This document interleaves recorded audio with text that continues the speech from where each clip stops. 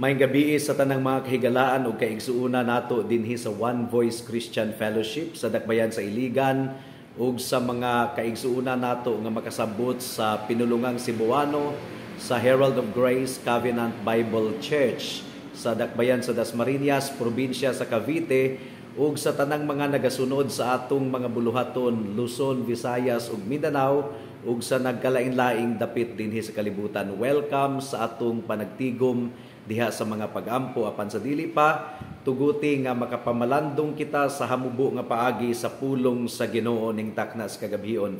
Please turn with me to 2 Corinthians chapter 9 verse 8. Ikaduhang Korinto kapitulo 9 bersikulo 8. And this is what the word of God says.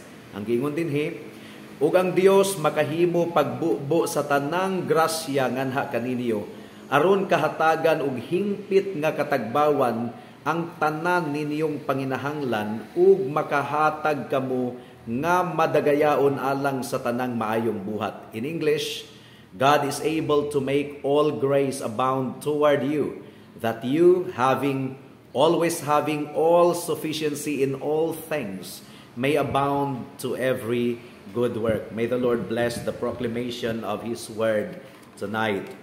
All sufficiency in all things.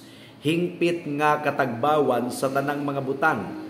Nakigistorya ang pulong sa Ginoo sa tanang magtotoo, mga kaigsuunan. Adunay kusog ug igo nga grasya nga gihatag ang Dios kanato aron kita makapangalagad kaniya. We are thoroughly equipped for every good work. Gisangkapan kita sa Ginoo alang sa tanang maayong buhat. Gumikan kay ang grasya sa atong Ginoo dili inot, mga kaigsuunan. Dili tihik ang grasya sa Ginoo nga iyang gihatag kanato sa tinihik nga pamaagi. Ang grasya sa Ginoo abundansya gayud kaayo sa nga tanan, puno sa kadagaya. Ug ang grasya sa Ginoo atong maablihan ang pultahan sa grasya sa Ginoo pinaagi sa mga pag-ampo. Pero bisan pa og ang tanang mga katawhan sa kalibutan nga mga magtotoo magdungan og ampo, ang Ginoo dili gayod ka hubsan, dili gayod mahurot ang grasya sa Ginoo. Ang iyang kabdangan, mga kaigsuunan, ang iyang panalangin dili gayod mahurot. Bisan pa og kitang tanan magdungan og ampo, magdungan og yangungo, magdungan og pangaliya kaniya, dili kahutdan ang Dios sa supply.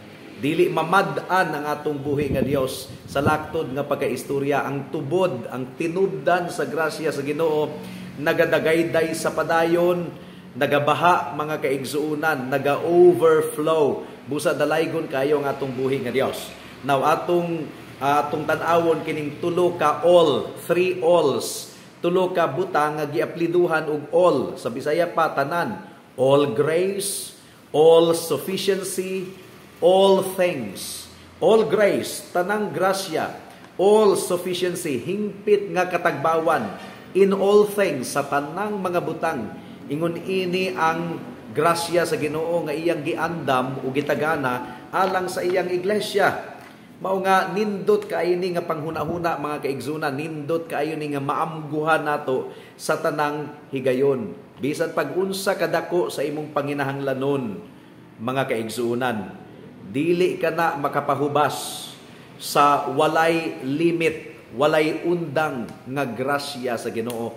Bisan pag-unsa kadako ang imong panginahanglanon.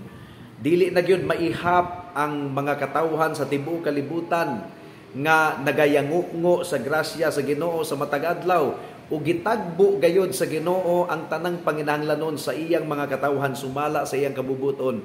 Pero ang iyang grasya wala gayud na malhi. Wala na mad-an, mga kaigsuunan. Out of that fullness, ikaw ug ako kanunay nakadawat sa matagadlaw, grace upon grace. So unsa may resolution sa atong kalag? Kanunay kitang muduol sa Ginoo diha sa mga pag-ampo.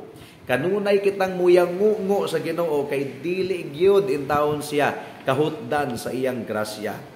Ang insufficiency nato, mga kaigsuunan, ang atong mga kakulangon, gitagbo kining tanan sa all-sufficient grace of God sa tanang mga butang. Grasya sa tanang mga kahimtang, sa atong kinabuhi ug sa tanang panghitabo, bisan pa sa mga kausaban nga dili maayo, dili nindot nga panghitabo dinhi sa kalibutan. Dunay mga transitions, dunay mga changes, nagkalain-laing stage sa ato ang Christian life. Sa sunshine, sa mga nindot nga panghitabo sa kalibutan, ang grasya sa Ginoo nagapanglihok. Sa mga bagyo sa kinabuhi, ang grasya sa Ginoo nagapanglihok. Sa atong kabaskog, sa atong lawas, ang grasya sa Ginoo anaa. Bisan pa sa atong balatian, ang grasya sa Ginoo nagapanglihok. Sa atong kinabuhi, ang grasya sa Ginoo nagapanglihok. Ug sa atong kamatayon, ang grasya sa kaluwasan sa Ginoo, ang kalinaw nagapanglihok. Bisan pa og tigulang na nga magtotoo, ang grasya sa Ginoo nagapanglihok. Sa mga batan-on nga magtotoo, ang grasya sa Ginoo nagapanglihok. Sa mga kaigsuunan nga nakasinati karon, sa mga pagsulay, mga pagtintal, nakasinati karon og kahuyangon, sa mga kaigsuunan nato nga adunay mga hagit nga giatubang, ang grasya sa Ginoo igo na gayod. Sa atong mga trabaho, ang grasya sa Ginoo mo'y magahatag kanato og kusog aron mabuhat nato kining tanan. Ang kopa sa grasya sa Ginoo dili gayod mamalhan, mga kaigsuunan. Ang grasya usab sa Ginoo mo'y magahatag kanato og kusog aron atong mainom ang mga pait nga mga kopa sa kinabuhi nga giandam sa Ginoo kanato. Kini bitawng doon na kita'y problema unya, dili kita magbagutbot, dili kita moreklamo, atong dawaton ug mulaom lamang kita sa Ginoo, grasya man na. Kaya ang taong reklamador, wala gyud nay kalinaw. Bugat gayud ang kasing-kasing ni ana, pero ang nagtuog, nagsalig sa Ginoo, bisan pag unsay masinatian sa kinabuhi, dili siya magreklamo, adunay pagsalig ug pagtugyan siya sa iyang kaugalingon sa Ginoo, grasya na, grasya na. Kay ang tawo nga wala gilihukan sa grasya sa Ginoo, wala na gyud nay laing mahimo kundi magreklamo ra gayud kanunay. Ang Christian adunay pagbakho, muhilak usab kita, pero mao usab kitang muingon, your will be done on earth as it is in heaven. So, igsuon, ikaw ba sa kamulong nakasinati og tunok sa unod, thorn in the flesh, nga naghatag kanimo og kasakit? Posible nga nagampo ka sa Ginoo, nga tangtangon ka na nga tunok sa imong unod, pero hangtod karon wala kini gitangtang sa Ginoo.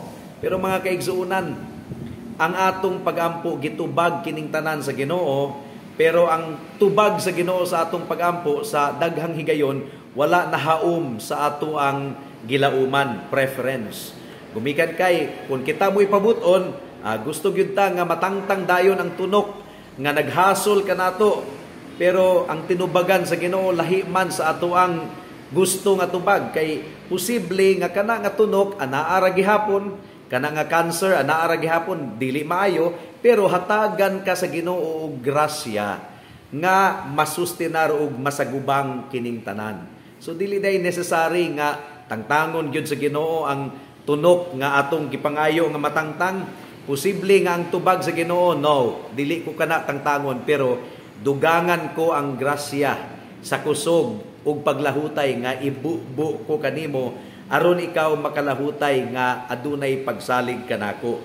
So, taliwala sa mga tunok sa kinabuhi, taliwala sa mga pagsulay, nagmadaugon ang grasya sa Ginoo. Ang kusog sa Ginoo nagpanglihok gihapon kanato. So, sa mga Christian, mga kaigsuunan, sa tanang magtotoo, ang Ginoo wala gayod nagkulang.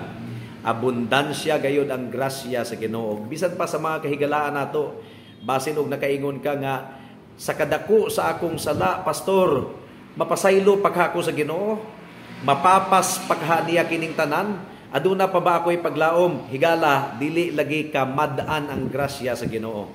Bisan pag-unsa ka itom sa imong sala, bisan pag-unsa ka dako sa imong sala, kaya ka nang papason sa Ginoo, kaya ka nang pasayloon sa Ginoo. Makaluwas ang Ginoo sa kinatibuk-an gayon kung ikaw maghinulsol sa imong sala o magsalig lamang sa dugo ni Kristo nga giula niya dito sa krus sa Kalbaryo ug sa iyang pagkamataro nga igasulob kanimo kung ikaw mutuo og musalig lamang kang Hesus. Busa ayaw na pagduha-duha pa, ayaw na paglangan-langan. Dangup kang Kristo alang sa imong kaluwasan. Ug sa mga kaigsuunan, bisag unsa man ang atong gisagubang karon nga sitwasyon, igo ang grasya sa Ginoo sa tanang panahon, sa tanang sirkumstansya, sa tanang panghitabo, sa tanang kahimtang. Busa musalig lamang kita sa atong buhi nga Dios. Magampo ta. Salamat o Dios sa imong mensahe ning takna sa kagabihon ug hinaot nga tabangan nimo ang imong mga katawhan sa pagampo karon. Tabangi kami nga musalig lamang kanimo, muyangungo kanimo sa tanang higayon, mahimong malinawon gumikan kay ang grasya nimo dili gayon kamad-an. Salamat o Dios. In Jesus name we pray. Amen. Daghang salamat sa pagpamati sa hamubo nga pamalandong sa pulong sa Ginoo. God bless us all.